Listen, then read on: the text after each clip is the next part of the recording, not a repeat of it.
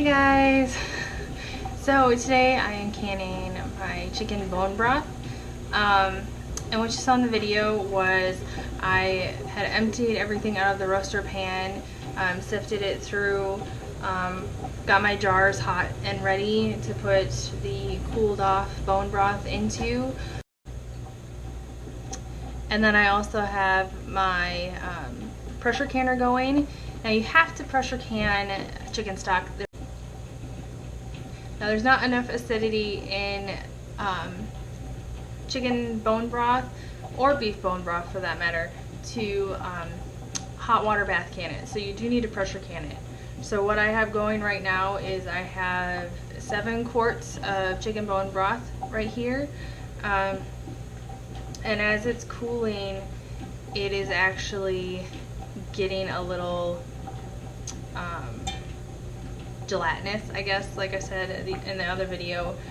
You can probably hear the pressure canner water boiling. I've already sanitized my jars today, and what you want to do when you are actually canning your bone broth is you want to get your lids hot. You can either do it in a pot of boiling water on the stove. What I like to do is put it in the dishwasher, because then it gets hot and sanitizes them. So I'll go ahead and grab those out, and we'll go ahead and get the jars into the pressure canner, and I'll give you the next steps from there. Alright, so I got all of my lids on top of my jars. What you want to do when you put the rings on is you want to go tight and then about a half a twist back.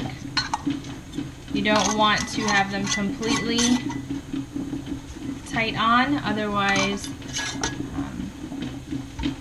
some of the air won't be able to kind of burp out, if you will.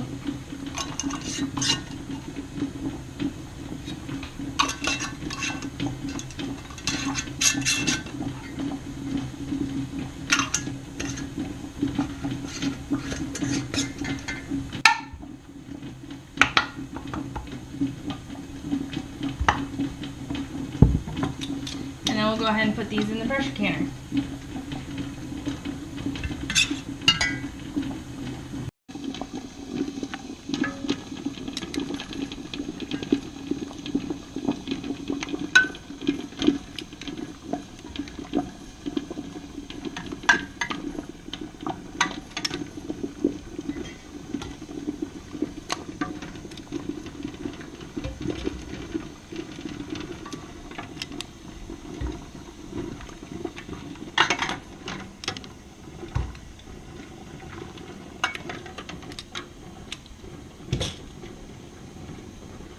Now you don't, in the pressure canner, you don't want the water to cover your jars. In fact, I might actually have a pinch too much water in here. But when you use your pressure canner, you can fit 7 quarts in here, in perfect amount. So now what I'm going to do is I'm going to put the lid on the pressure canner, and then I will continue to let the water get hot again, and I'll put the weight on top of the pressure canner. I'll show you how to do all of that. And then what we do is we watch the gauge on the pressure canner until it hits 15 pounds. And when it hits 15 pounds, we leave it in the pressure canner for 25 minutes at 15 pounds. And then we shut the burner off. Once it's at 15 pounds for 25 minutes, we shut the burner off, let it cool off, and once all of the pressure has, once all the poundage has released from the pressure canner, then we can take the weight off of the top, and we let the rest of the steam come out before we take the top off. We have to be very careful when we're pressure canning that we don't attempt to take the top off or do any of these steps incorrectly. Otherwise, the pressure canner will blow through the roof of your house. I've never experienced that, but I've heard it has happened, so fair warning with the pressure canner.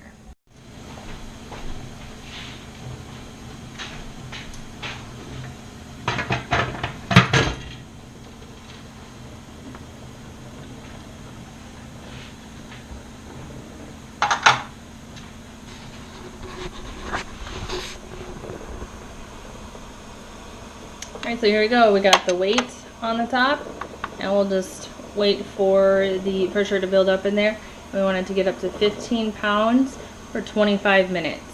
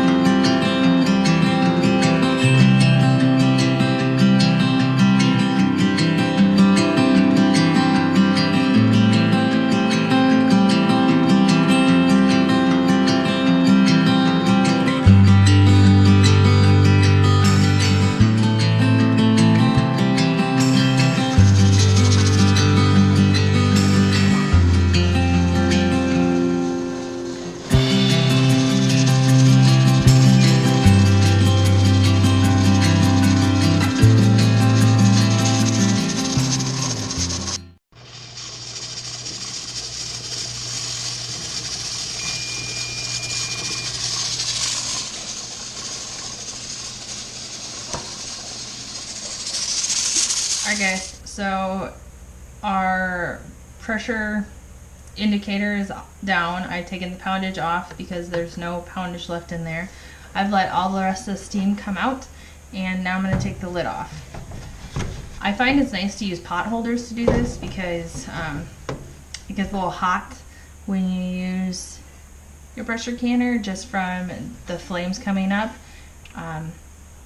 I will let you know too that it is not advised to use a pressure canner on a glass top electric stove. It's preferred to use it on a gas stove or outdoor cooking stove of some sort.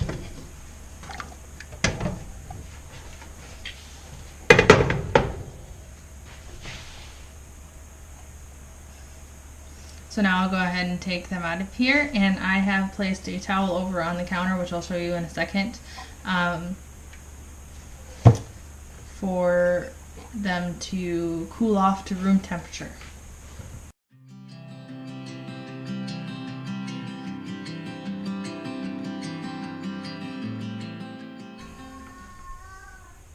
Now when you put your jars down, you want to make sure that there's adequate space around them.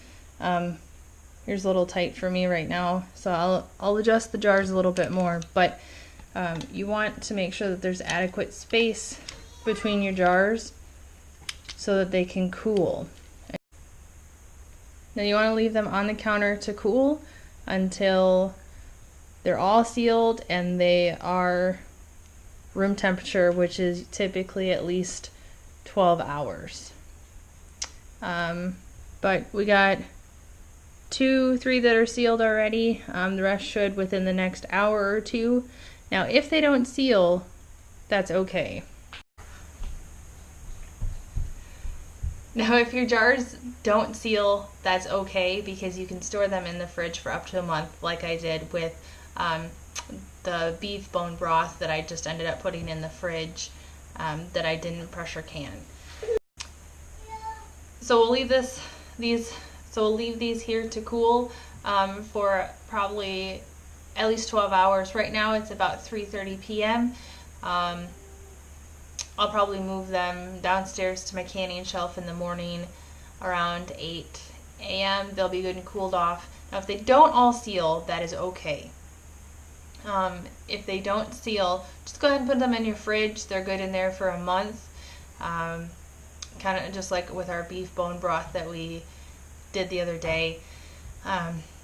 But the shelf stable wise chicken bone broth we have here, that is good on your shelf for about a year, give or take. Now this isn't going to last us that long. This is probably going to last us a month maybe. So that's why I'm going to continue to do chicken bone broth and clear out our freezer downstairs for some beef meat that we have coming in the next month. If you have any questions about anything that I did, please leave it in the comment box below. And if you enjoyed this video, go ahead and give it a thumbs up. If there's any other canning videos you'd like to see, maybe in the summer when our vegetables are ready, or for any other foods, just let me know in the comment box below. See you next time, guys. Bye.